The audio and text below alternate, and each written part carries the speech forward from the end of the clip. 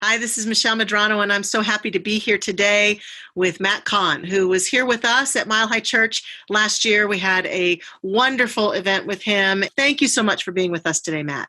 Well, thanks for having me. It's really an honor to be here, especially during these very uncertain times. What words of wisdom do you have, oh wise one?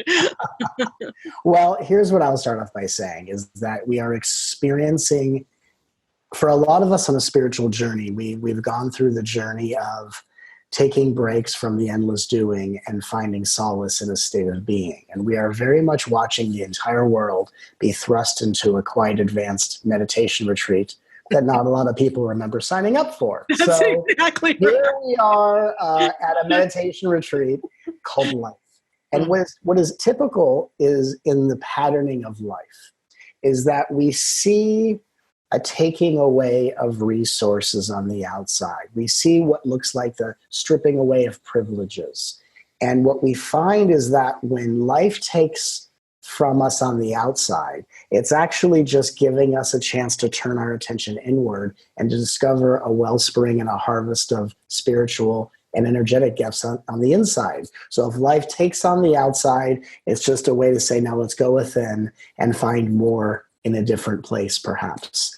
And really, very specifically, as people are experiencing fear, which is fear is the nervous system's response to shifting from one level of consciousness to another. So fear is not necessarily, although it's interpreted to be, I am feeling afraid, because when we go from one level of consciousness to another, the ego is afraid that it's not going to make the journey to the next level because it's being integrated. Yeah. So really what fear is our nervous system interpreting, I'm at one level of consciousness, I'm going to the next.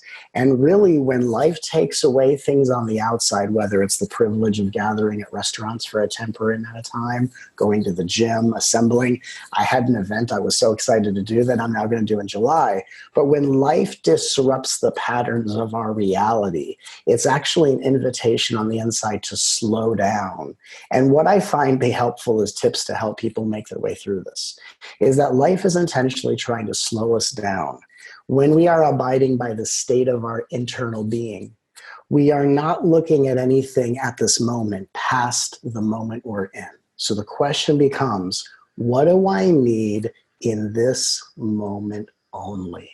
What do I need to get from this moment to the next moment to the next? We will, in a very short amount of time, find ourselves returning to the normalcy of our society. But this is where life says, we temporarily take away external privileges to show you how to go inside and find more of a harvest in your emotional and your energetic state of being. That's beautiful. I think that sounds like the kind of spiritual practice that we want to be about most of the time in our lives anyway.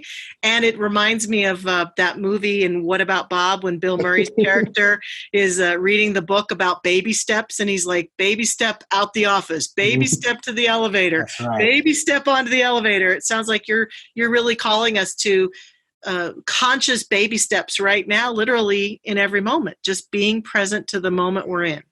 And to activate the inner alchemists within us that say, if the outside world looks crazy, in peril, and uncertain, whatever adjective someone would give to it, then we say, in regards to the inner alchemists or our inner shaman, let me use the law of polarity and let me bring to the planet the opposite vibration than what I see.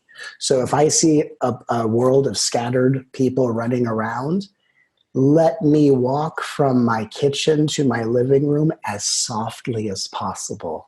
Let me speak almost louder than a whisper, so not to disturb the healing planet. Let me breathe more mindfully. Let me love more authentically. And let this stripping away of conditioning actually up-level me into my highest frequency and living potential. That's beautiful. Wow. Thank you. That's really beautiful.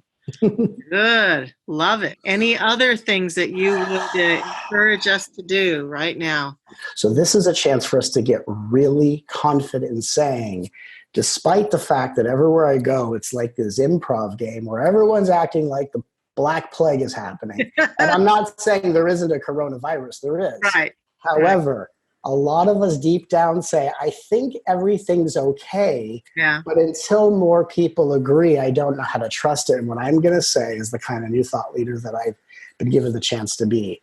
Please, of all the things that I will say to do, love your heart, breathe, slow down. The most important thing I can invite everyone to do is trust what you know in the pit of your gut, and to not feel bad that by you not being a part of this hysteria doesn't mean you're disconnected. You are an anchor of light. You are holding space for the universe to bring heaven to earth.